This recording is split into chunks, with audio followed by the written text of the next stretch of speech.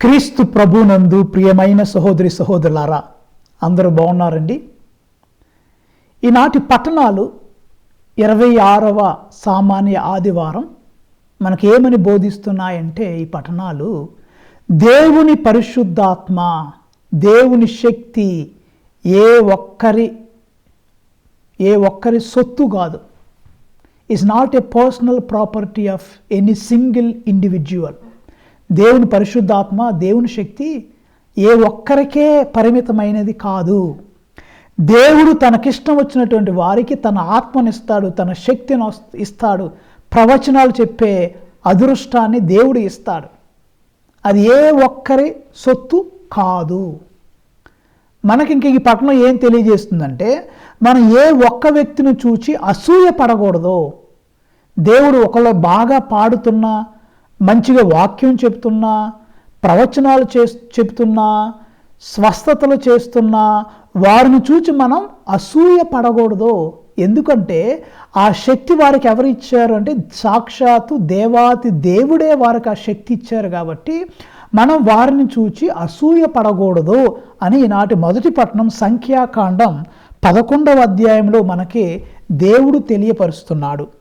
వాక్యం చదవాలంటే సంఖ్యాకాండము 11వ అధ్యాయము 25వ వచనం నుంచి నేను చదువుతాను. అప్పుడు యావే మేఘముపై దిగి వచ్చి మోషేతో మాట్లాడెను. Praise the lord. నాకు ఈ మాట చాలా నచ్చిందండి. దేవుడు మేఘముపై దిగి వచ్చి మోషేతో మాట్లాడెను. ఇక్కడ ఏం జరుగుతుందో చూడండి. తర్వాత తాను మోషేకిచ్చిన ఆత్మను కొంత తీసుకొని ఆ 70 మంది పెద్దలకు ఇచ్చెను. Praise the Lord. ఏం జరిగిందండి? దేవుడు అంత క్రితం మరి మోషే దేవాతి దేవుని యొక్క అభిషేకాన్ని పొందుకున్నాడు. దేవుడు మోషేకి ఒక గొప్ప వరం ఇచ్చాడు. మోషే దేవుడితో ముఖాముఖిగా మాట్లాడాడు. మోషేతో మాట్లాడిన ప్రభువా నాతో కూడా మాట్లాడవా, సీనాయి కొండపై దిగిన దేవా, మండుతున్న పొదల్లో కనిపించవా, సీనాయి కొండపై దిగిన దేవా, మండుతున్న పొదలో కనిపించవా, మోషేతో మాట్లాడిన ప్రభువా నాతో కూడా మాట్లాడవా, దాహముతో ఉన్నానయా, నా హృదయము తెరిచానయా, రావయ్యా నా యేసయ్యా, రావయ్యా నా యేసయ్యా, హృదయ దాహము తీర్చరవా. Praise the lord. ప్రియులారా, దేవుడు మోషేతో మాట్లాడాను. ఎంత అదృష్టం మోషేకు ఉందో చూడండి. దేవుడు మోషేతో మాట్లాడి ఏం చేశాడు దేవుడు అంటే, ఇక్కడ మోషేకిచ్చిన ఆత్మ, ఆ ఆత్మలో కొంత మోషేకి దేవుడు ఇచ్చాడు కదా, శక్తితో నింపాడు మోషేని. ఆ ఇచ్చినటువంటి శక్తిని కొంత తీసుకొని అక్కడ ఉన్నటువంటి 70 మంది పెద్దలకు ఇచ్చెను. ప్రియులారా, ఎందుకు అంటే మోషేకి మరి పని చాలా ఉంది. మోషే చేయాల్సిన పని చాలా ఉంది. అన్ని పనులు ఆయన చేయలేడు. ఆయనకి కొంతమంది హెల్పర్స్ కావాలి, సహాయం చేసేవారు కావాలి. కాబట్టి యావే ఏం చేశాడంటే, మోషేకి ఇచ్చిన ఆత్మను కొంత తీసుకొని మరి అక్కడ ఉన్నటువంటి పెద్దలకు పంచి ఇచ్చెను. ఇక్కడ మన వాక్యంలో చూస్తే మరి ఆ పెద్దలు ఏం చేశారు? ఆత్మను పొందిన ఆ పెద్దలు వెంటనే ప్రవచనాలు చెప్పారు, కానీ ఎక్కువ కాలం వారు చెప్పలా. ఇక్కడ వాక్యంలో మనం చూసుకున్నట్లయితే, కానీ ఆ ఆవేశము వెంటనే తగ్గిపోగా మరలా వారు ప్రవచింపలేదు.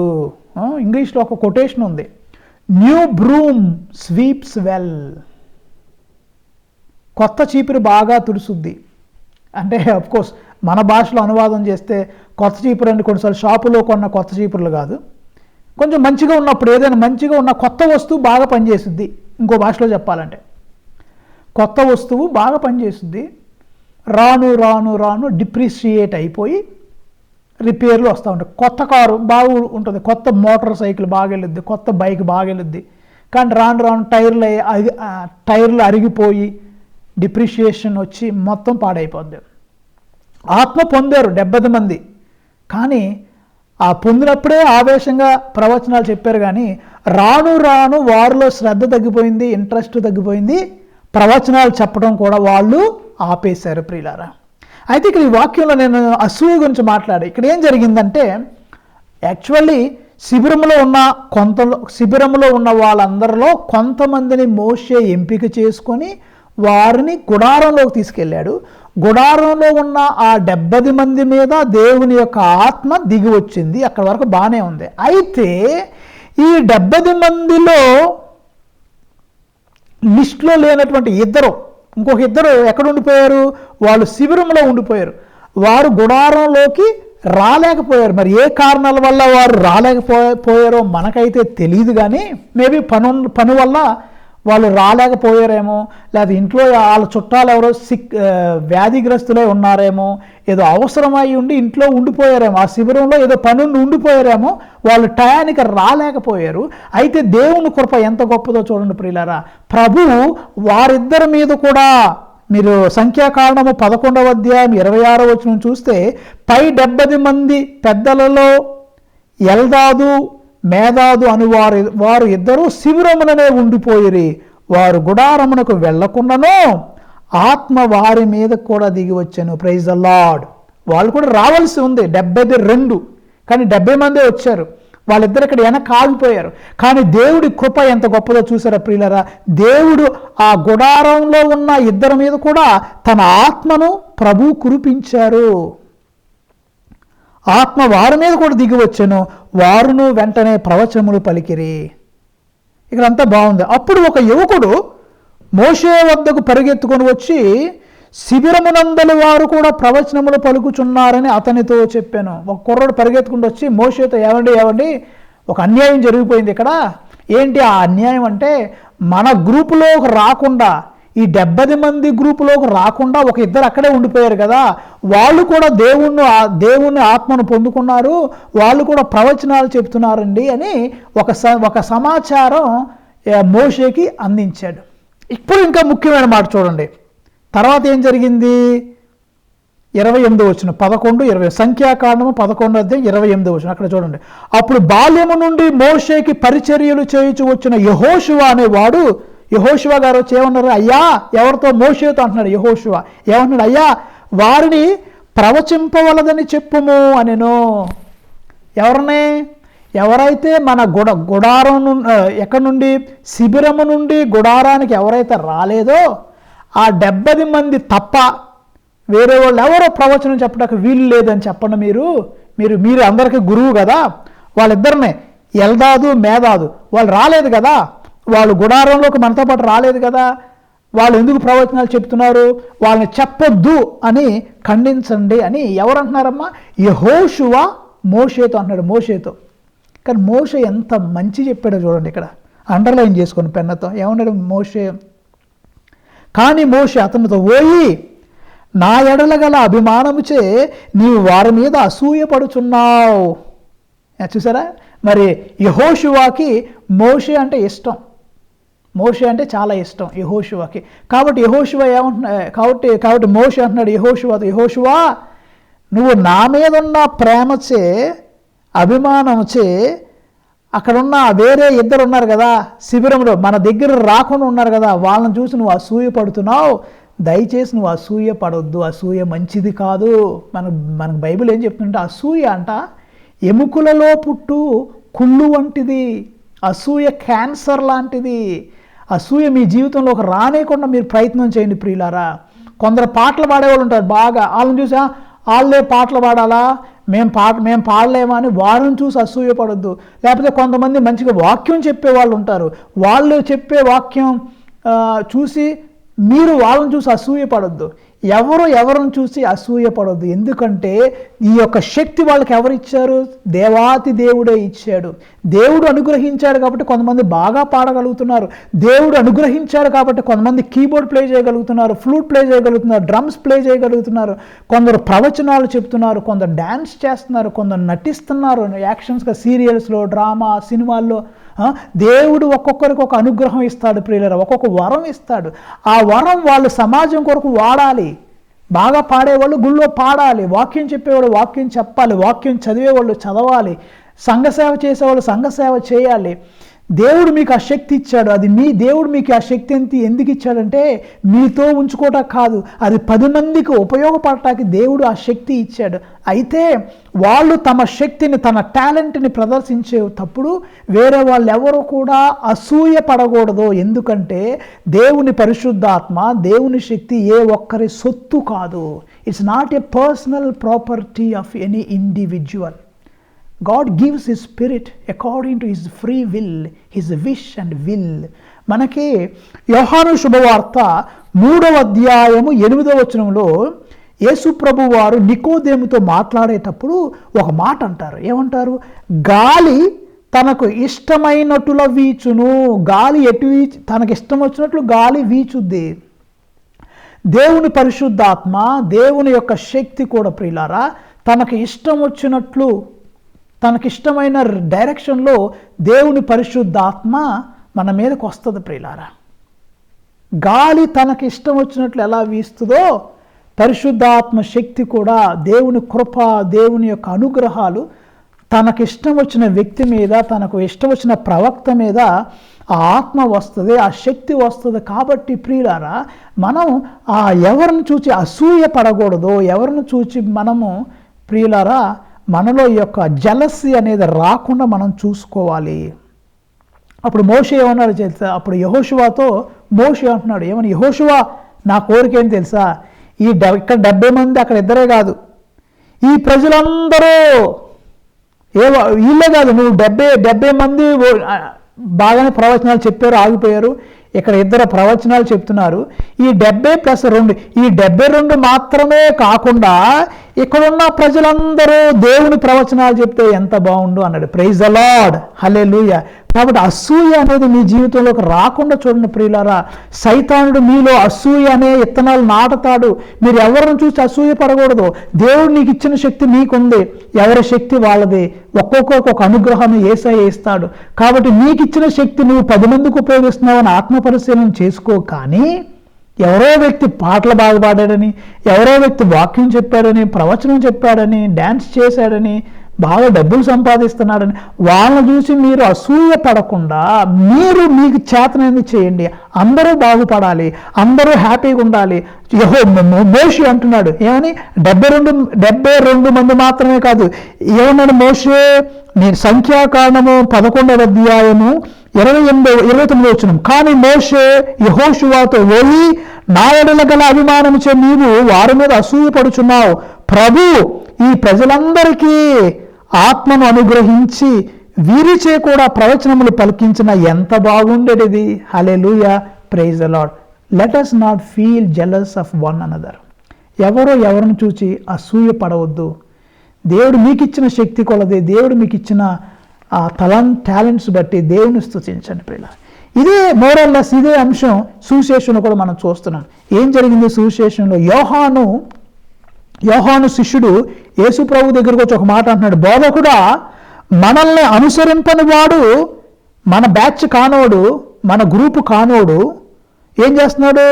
నీ పేరట దెయ్యాలు పారదోలుతున్నాడు, మేము చూచి వానిని నిషేధించి తిని అని ఏదో గొప్ప పని చేసినట్లుగా యేసయ్య దగ్గరికి వచ్చి యోహాను గారు చెప్తున్నారు, అయ్యా ఆడు మనోడు కాదు, మన ఊరోడు కాదు, మన కులస్తుడు కాదు, లేకపోతే మన గ్రామస్తుడు కాదు, మన స్టేట్ వాడు కాదు, లేకపోతే మన కంట్రీ వాడు కాదు, ఇండియన్ కాదు, ఆడెవడో వేరే వాడు వచ్చి నీ పేరట, ఎవరి పేరట? యేసయ్య పేరట దెయ్యములను పారద్రోలుచున్నాడు. కాబట్టి మేమేం చేసాం?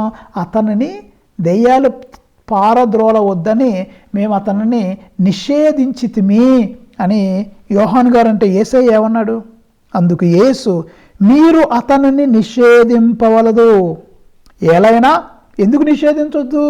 నా పేరట అద్భుతాలు చేయువాడు నా గురించి చెడ్డకి చెప్పడు కదా అని చెప్పి ఒక మాట. మనకు విరోధి కానివాడు మన పక్షమున ఉన్నవాడే. నా పేరట ఆయన అద్భుతాలు చేస్తున్నాడంటే చేయనండి. ఆయన చూసి మీరు అసూయపడొద్దు, ఆయన ఆపొద్దు. లేదా పలానా ఫాదర్ గారు వాక్యం బాగా చెప్పారు, పలానా పాస్టర్ గారు వాక్యం బాగా చెప్పారు, పలానా ఉపదేశం బాగా వాక్యం చెప్పారు, వాళ్ళని అభినందించండి, వాళ్ళకు తోడ్పడండి, వాళ్ళకి సహకరించండి. కానీ వారిని చూచి అసూయపడవద్దు ప్రియులారా. ఇక్కడ నాకు ఈరోజు సువిశేషంలో ఏంటి, మార్కు సువార్త 9వ అధ్యాయం 38 నుండి 43 వరకు, తర్వాత మళ్ళీ వాక్యాలు 50 వరకు మనం చదువుతాం సువిశేషంలో. అయితే ఇక్కడ ప్రభు ఒక మంచి మాట చెప్తున్నారు. మిమ్ము క్రీస్తు సంబంధులుగా గుర్తించి ఎవడు మీకు నా పేరట చెంబుడు మంచినీళ్ళు ఇచ్చునో వాడికి తగిన ప్రతిఫలము తప్పక పొందును అని మీతో నిశ్చయముగా చెప్పుచున్నాను. అంటే దీని అర్థం ఏంటి? చెంబుడు మంచినీళ్ళు. కొన్నిసార్లు ఉపదేశ మాస్టర్ గారు ఇళ్ళకి వెళ్తారు, ప్రజల్ని సందర్శిస్తారు, వాళ్ళతో మాట్లాడతారు. లేకపోతే గురువు వెళ్తాడు, గృహాలు సందర్శిస్తారు. లేకపోతే సిస్టర్స్ వెళ్తారు, ఇంటింటికి వెళ్తారు, వాళ్ళని పరామర్శిస్తారు. కానీ వాక్యం ఏం చెప్తుందంటే, పలానా సిస్టరు దేవుని బిడ్డ, పలానా ఉపదేశ మాస్టరు దైవ సేవకుడు, పలానా ఫాదర్ గారు దేవుని సేవకుడు, కాబట్టి వాళ్ళని క్రీస్తుకు సంబంధించిన వారుగా గుర్తించి వారికి చెంబుడు మంచినీళ్ళు, ఒక గ్లాస్ ఆఫ్ వాటర్ ఇచ్చినా ఆ ఫలితం మీకుంటుంది. అది ఊరికనే పోదో, దేవుడు మిమ్మల్ని దీవిస్తాడు, దేవుడు మిమ్మల్ని ఆశీర్వదిస్తాడు. కాబట్టి ప్రియులారా, దైవజనుల్ని ఆదరించండి, ప్రేమించండి, వాళ్ళని మీ గృహాలకు పిలుచుకోండి, ఆహారం పెట్టండి, దప్పిక తీర్చండి, చిన్న చిన్న కానుకలు వారికి ఇవ్వండి. వారు దేవుని బిడ్డలు, వారు దేవునికి సంబంధించిన వారు. కొంతమంది మంచి కొన్ని విచారణలో మంచి ట్రెడిషన్ ఉంటుంది. వాళ్ళ ఇంట్లో ఏం వండుకున్నా, మంచి పప్పలు వండుకున్నా, లేకపోతే ఇంకా ఏమైనా మంచిగా ఉన్నా వాళ్ళు ఏం చేస్తారంటే వెంటనే ఫాదర్ గారికి కూడా కొద్దిగా తీసి పెడతారు. జున్ను పాలు ఫాదర్ గారికి కొద్దిగా పంపిస్తారు. లేకపోతే వాళ్ళ ఇంట్లో ఏదో బిర్యానీ వండుకున్నారు, ఫాదర్ గారు ఒక్కడే ఉంటున్నాడు, ఆయనకు కూడా కొద్దిగా పెడదామని తీసుకెళ్ళి ఇస్తూ ఉంటారు.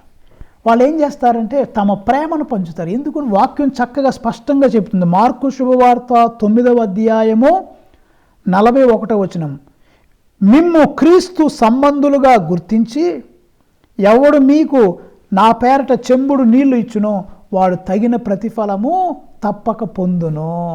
వీళ్ళు దేవుని బిడ్డ, దేవుని సిస్టర్, పలానా సిస్టర్ తన జీవితాన్ని దేవుడికి సమర్పించింది, లేకపోతే పలానా ఉపదేశ మాస్టర్ గారు దైవ సేవ చేస్తున్నాడు, పలానా ఫాదర్ గారు దేవుని సేవ చేస్తున్నాడని గుర్తించి వాళ్ళకి మీరు కనీసం చెంబుడు మంచినీళ్ళు ఇచ్చినా అది ఊరికనే పోదో, దేవుడు మిమ్మల్ని ఆశీర్వదిస్తాడు, దేవుడు మిమ్మల్ని దీవిస్తాడు. కాబట్టి ప్రియులారా, మీ గురువులని, మీ సిస్టర్స్ని, మీ ఉపదేశ మాస్టర్స్ని చక్కగా చూసుకోండి. నేను ఎక్కడో ఒక ప్రసంగంలో యూట్యూబ్లో విన్నాను. ఒకసారి ఒక మాస్టర్ గారు ఒక గ్రామానికి వెళ్ళి అక్కడ ప్రజల్ని సందర్శిస్తూ ఉన్నారట. సందర్శిస్తూ ఉంటుంటే అక్కడ ఏం చేస్తున్నారు, ఆ ఇంట్లో వాళ్ళు పప్పులు వండుకుంటున్నారట, అరిసెలు వండుకుంటున్నారు, అరిసెలు చక్రాలు.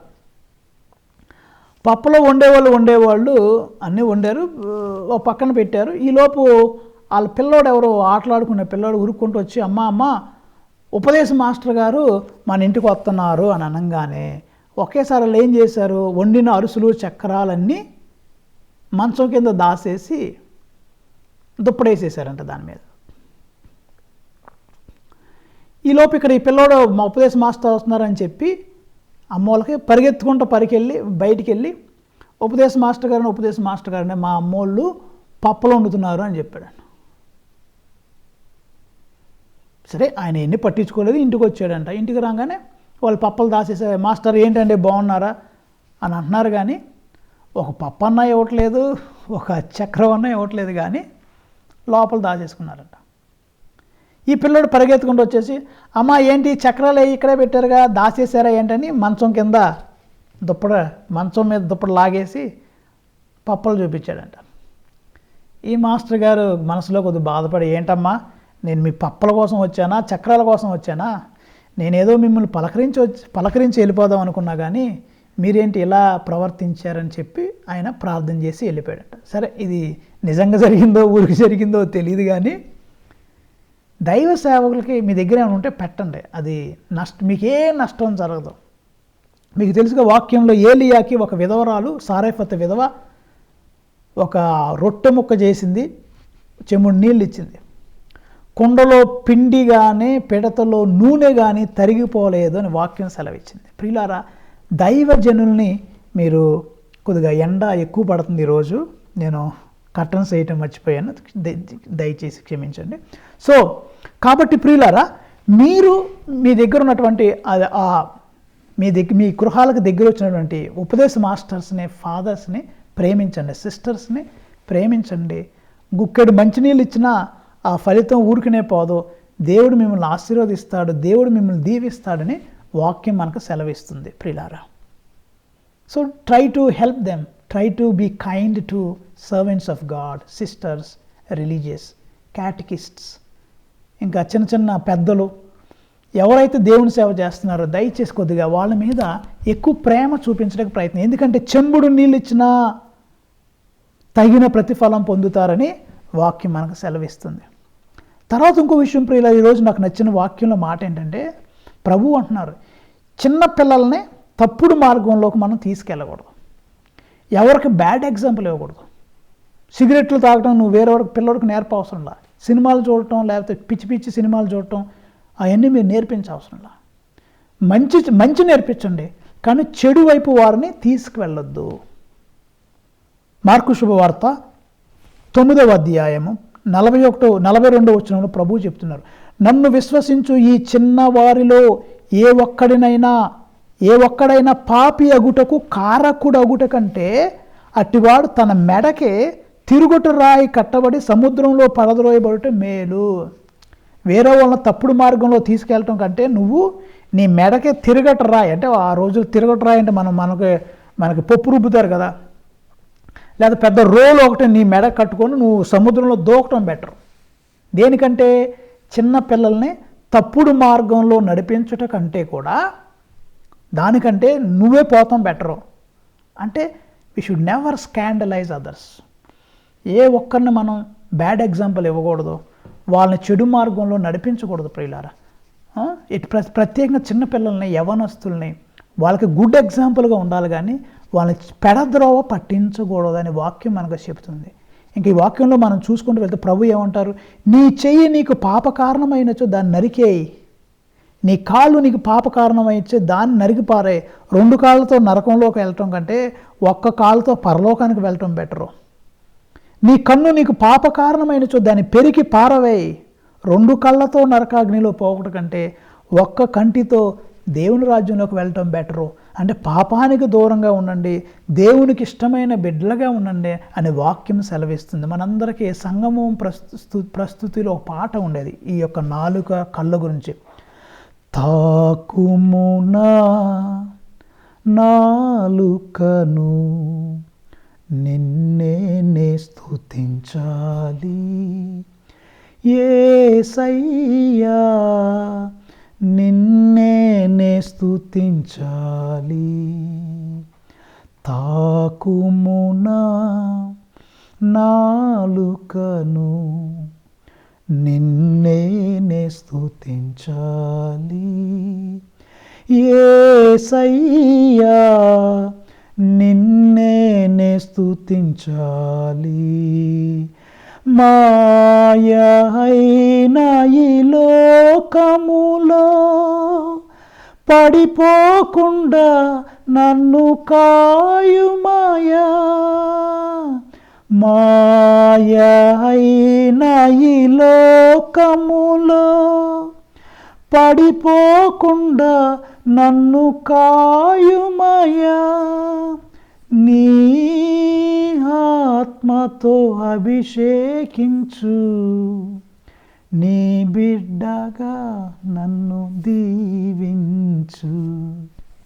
వందనము వందనము వందనము ప్రభు వందనము. వాక్యం ఏమంటుంది, నీ కన్ను నీకు పాపకారమైనచో దానిని పెరికి పారవేము. తాకుమునా కన్నులను నిన్నే చూడాలి. యేసయ్యా నిన్నే చూడాలి. యేసయ్యా తాకుమునా కన్నులను నిన్నే చూడాలి. యేసయ్యా నిన్నే చూడాలి. మాయ అయిన ఈ లోకములో పడిపోకుండా నన్ను కాయుమయా.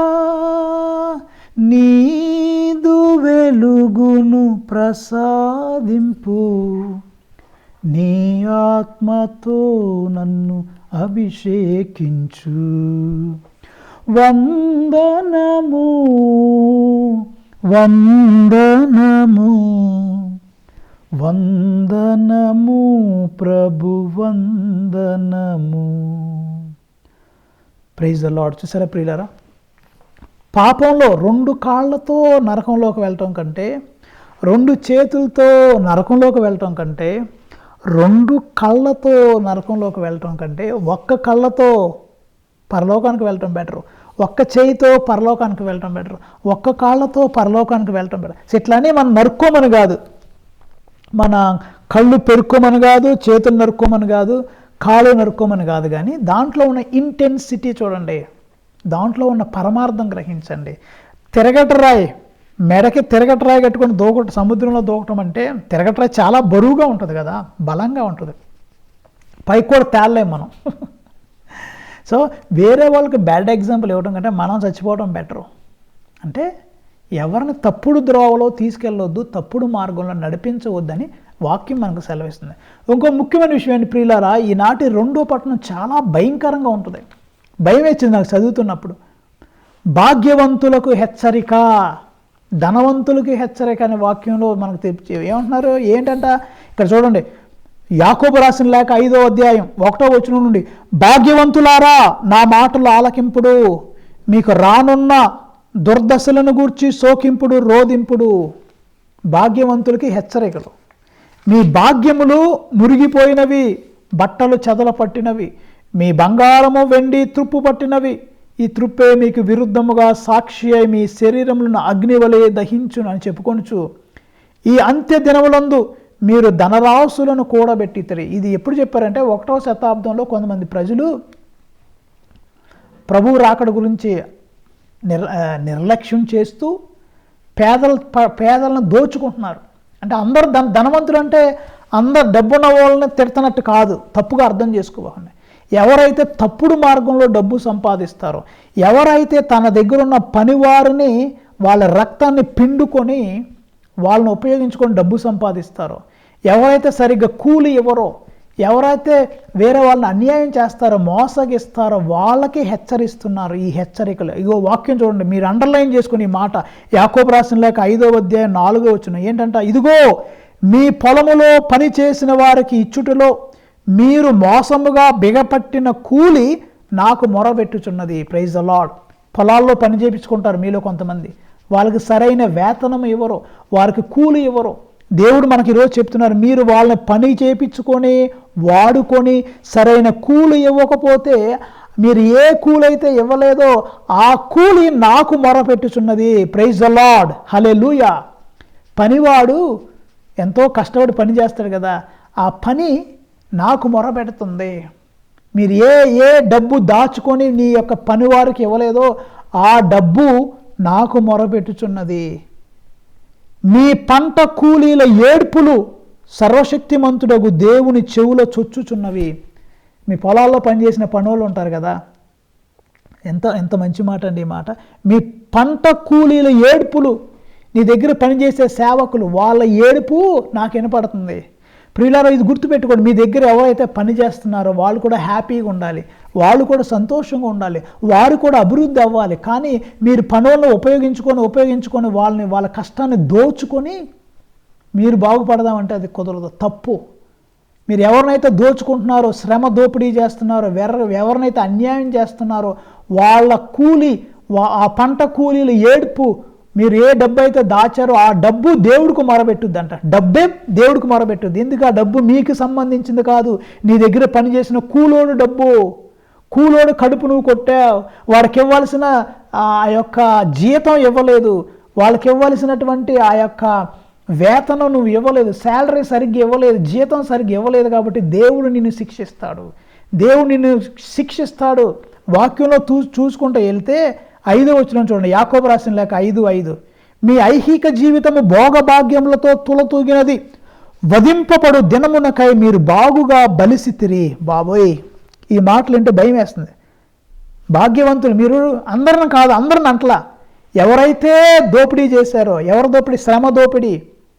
ఏదో అన్యాయంగా ఎవరికైతే డబ్బులు తక్కువకి ఇచ్చి ఎక్కువ పని చేయించుకున్నారో, ఎవరి యొక్క రక్తం మీరు పిండుకొని తిన్నారో, ఎవరైతే మీకోసం కష్టపడ్డారో వాళ్ళని మీరు సంతోషంగా ఉంచకుండా వాళ్ళ డబ్బు మీరు దోచుకున్నారో, ఆ పనోడు యొక్క రక్తం దేవుడికి మొరపెడుతుంది. చూసారుగా, పంట కూలీల ఏడ్పులు, వాళ్ళ ఏడ్పు దేవుడు వింటాడు. ప్రియులారా, అది నీకు మంచి చేయదు. నువ్వు గనక నీ దగ్గర పనోడు ఉంటే వాడిని కూడా హ్యాపీగా ఉంచండి, వాడికి కూడా మంచి జీతం ఇవ్వండి, ఇవ్వగలిగినంత ఇవ్వండి, చాలా న్యాయబద్ధంగా ఇవ్వండి. మీరు దోచుకోవద్దు ఆ శ్రమని, ఆ తప్పుడు మీకు వద్దు. మనం ఎప్పుడైతే దోచుకుంటామో, ఎప్పుడైతే మన పని వాళ్ళని సరిగ్గా చూడమో, మన దగ్గర ఉన్న వాళ్ళని సరిగ్గా పట్టించుకోమో, అప్పుడు మనల్ని దేవుడు అంటాడు, ఏమంటాడు? మీ జీవితం భోగభాగ్యాలతో తొలదిగింది, వధింపబడు దినమునకై మీరు బాగుగా బలిసితిరి అని వాక్యం అంటుంది. ఖండిస్తున్నాడు దేవుడు. దయచేసి మీ దగ్గర పనిచేసే వాళ్ళని ప్రేమగా చూడండి, వాళ్ళకి ఇవ్వాల్సిన జీతం ఇవ్వండి. ప్రియులారా, వాళ్ళకి ఇవ్వాల్సిన జీతం వాళ్ళకి ఇవ్వండి, లేకపోతే వాళ్ళ ఏడుపులు దేవుడు వింటాడు, దేవుడు నిన్ను శిక్షిస్తాడు. కాబట్టి ప్రియులారా, మొట్టమొదటి ఎవరిని చూసి అసూయపడొద్దు. దేవుని ఆత్మ గాలి వలె వీస్తుంది కాబట్టి దేవుడు ఎవరికి ఏ గిఫ్ట్ ఇస్తాడో మనకు తెలియదు. వాళ్ళు దేవుడిచ్చిన గిఫ్ట్ ప్రకారం దేవుని స్తుతిస్తే, పాడితే, ప్రవచనాలు చెబితే, వాక్యం చెప్తే సంతోషించండి, కానీ వాళ్ళని చూసి అసూయపడొద్దు. రెండవది, దేవుడి సేవకుడిని గుర్తించి చిన్న గ్లాస్తో ఒక చెంబుడు మంచినీళ్ళు ఇచ్చినా నీకు ఫలితం ఉంటుంది. ఒక అమ్మగారికి కానీ, ఒక ఫాదర్ గారికి కానీ, ఒక ఉపదేశకు కానీ నువ్వు ఒక చెంబుడు మంచినీళ్ళు ఇచ్చినా ఆ ఫలితం ఊరికనే పోదు, దేవునిని ఆశీర్వదిస్తాడు. తర్వాత ఎవరిని పాపం వైపు, మూడోది, ఎవరిని పాపం వైపు తీసుకెళ్ళొద్దు. వాళ్ళని పాపంలోకి తీసుకెళ్ళటం కంటే నువ్వు చచ్చిపోవటం బెటర్. 2 కళ్ళతో నరకంలోకి వెళ్ళటం, రెండు కళ్ళతో నరకంలోకి వెళ్ళటం కంటే ఒక కన్ను పోగొట్టుకొని ఒక కన్ను పరలోకంతో వెళ్ళటం బెటర్ అన్నాడు. నాలుగవది, భాగ్యవంతులకు హెచ్చరిక, వధింపబడు దినానికై మీరు బాగుగా బలిసితిరి అని వాక్యం భయంకరంగా ఉంది. ఈ మాట నీ కూలోడు ఏడుపు నాకు వినపడుతుంది, కూలోళ్ళ ఏడుపులు నాకు వినపడుతున్నాయి. నీ దగ్గర పనిచేసిన వాళ్ళని కూడా హ్యాపీగా ఉంచండి, వాళ్ళకు కూడా న్యాయబద్ధంగా కూలి ఇవ్వండి. దేవుడు మిమ్మల్ని, మీ కుటుంబాలను ఆశీర్వదింతురుగాక. ఆమేన్.